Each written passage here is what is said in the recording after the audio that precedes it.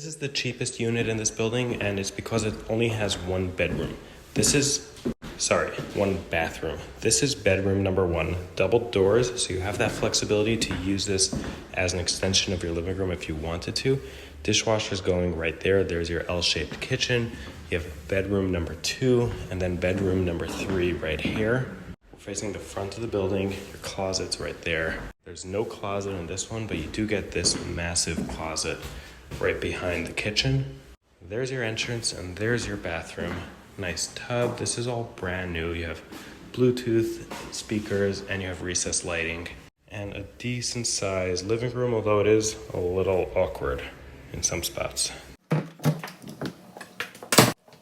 Most of the floors in this building are identical. It's brand new, but right across the hall from this one, you've got a 3-bed, 2-bath. And it's an extra few $100s. Now, it's not a brand new building. It's just an old building that was fully renovated, so there's no elevator here, but it's pretty nice.